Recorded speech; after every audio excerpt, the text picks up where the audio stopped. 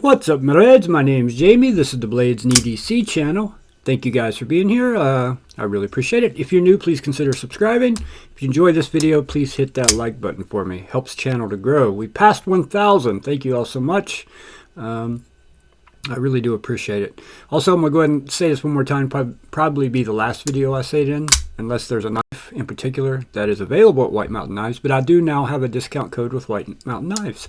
I feel like an official YouTube knife guide now. I have a discount code. So that is BEDC10, Bravo Echo Delta Charlie 10 for 10% off at White Mountain Knives. It'll be down in the description also. And any knives that are available at White Mountain Knives, I will link them there for my videos. And if they're not, I'll give an Amazon link if they're out of stock or something like that. I think this one is currently out of stock. I'll link it anyway, but I'll also link it on Amazon. And so, yeah, now that that's out of the way, let's take a look at the Kizer PPY. Very interesting looking knife. Well, the only reason I say that is just my card of the way it's done. I don't know. For some reason, it makes me think of a watermelon. Makes me think of the angry watermelon. Where's that little guy at? It makes me think of this little guy here, you know? Although it's not quite that green.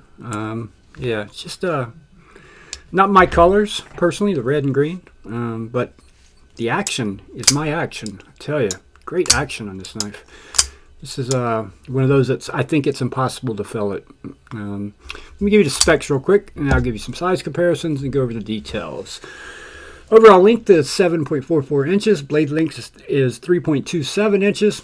Blade thickness is 110 thousandths. 154 cm blade steel, one of my favorite blade steels. 2.86 ounces, and this is an Azo design. Very, very cool. Very cool knife as far as action goes, and ergos. Ergos are great. Action's fantastic.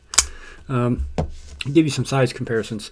And this D10 on this knife feels just like this D10 on this knife. So if you're familiar with this mini bed glider and how stiff and good the D10 is on the mini bed glider, this D10 feels exactly like that D10. It's stiff. So if you're new to knives, it could be a little harder to learn how to thumb flick with this one, or either one of these, because of how stiff the D10 is. But once you figure out how to do it, this is the D10 you want, because it's so good. When it breaks that D10, it just flies out. Here it is against the Ferrum Forge Stinger. Very similar in size to the Stinger, although quite a bit thicker than the Stinger. But lengthwise, they're almost identical. How about the, I'm going to do the Benchmade bug out, of course. It's going to be similar in size to the bug out. A little smaller, but not by too much. Close in size. Bug out's maybe 1/4 inch longer, 1/8 of an inch longer, something like that. Here is the Benchmade Griptilian. Quite a bit smaller than a Griptilian. So, and here's a F5.5, so got some length on the 5.5, but much more slim in the handle. And what else we have here to do? We'll do the Vist variant, PE2, and one more. We'll do something people will know and recognize. Actually, let's use the SOG Terminus XR. I just did an overview of this knife, which isn't terrible, but has a couple issues. But it's not a terrible knife. For S35VN, actually a pretty good knife. All right, that should give you guys a good idea of the size. Let's talk about the ergos. Ergos are really good, really good. And jimping, man, this is the kind of jimping you want on your Tang. This kind of jimping is what you want on your front flippers. It's just so, gives you so much traction on it. It's sharp, but it doesn't hurt, if that makes sense. It's sharp enough to where it catches your skin and just feels like it's locking you in there. Jimping's done very well. Overall ergos are very neutral ergos, very comfortable. Pocket clip vanishes in your hand. You don't even feel the pocket clip. There's not a hot spot on this knife. You can choke up here a little bit, but you know, I would only do that doing push cuts. Nothing poking, because nothing really stop you from moving up onto that blade. So do have a decent sharpening choil on this one, and you got a couple sharpenings before you're going to hit the plunge grind. Reversible pocket clip, so it's left hand, right hand tip up only. 154 cm, as I said earlier, one of my favorite steels. It takes such a good edge and it holds it for a long time. I've sharpened Kizer's 154 cm multiple times. I got a few knives with their 154 cm, and I absolutely love it. It's such a good steel. It takes such a good edge, and like I said, it holds an edge for a long time, and it's stainless. So great steel. I wish we'd see more 154 cm in the world and less M390 personally. I definitely prefer 154 cm over M390. So. And it seems to be less expensive, so I really hope, I wish companies would use more of it personally, but yeah. Thickness, I didn't have that measurement. It's kind of thick for being so slender, but that's what contributes to those ergos, makes it very comfortable in hand. It's not real thick, but it has a little thickness to it. A little over 1/2 inch thick. So, yeah, which makes it extremely comfortable in hand. Has stainless steel liners, riding on ceramic, cage ceramic ball bearings, has a ceramic detemp ball. Great knife, man. Great EDC knife. And that action is just phenomenal. Okay, we'll do it again here. Try to fell. That's pushing as lightly as I can. You see how that blade flew out of there? Yeah.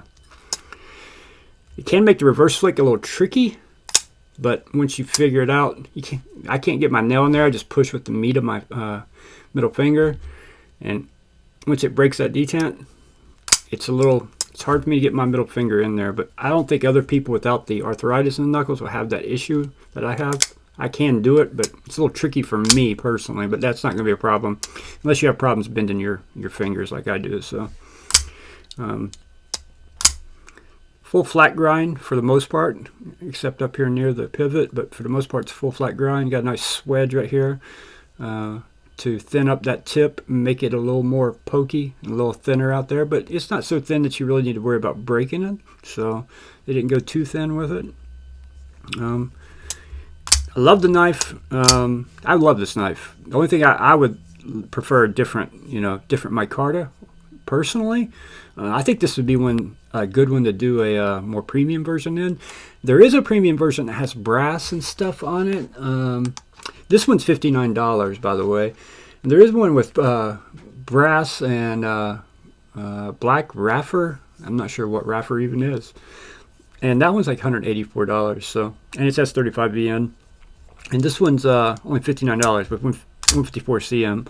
Fantastic deal in my opinion. It's a great deal. And if you get it at White Mountain Knives, you get 10% off. BEDC 10, by the way. You pick up this knife for about $55, $54, somewhere in that range. So, yeah, which is a great deal for what you're getting here. Great EDC size knife. Yeah. All right, guys. I think that's going to wrap it up for this one. I'm a fan. Other than the green and red, yeah, I'm a fan. And I wish Kizer would start to do better pocket clips. Just do something a little nicer would be nice to see. So, all right, guys, if you enjoyed the video, hit that like button. If you have one of these, comment below. I'd love to. If anybody has that brass one that's $184, comment below, because I'm interested in how that one feels in hand. So that seems steep for what you're getting, but this version is actually a pretty good deal in my opinion. So, and I would highly recommend it. All right, guys, hit that like button if you enjoyed the video, and I will see you guys on the next one.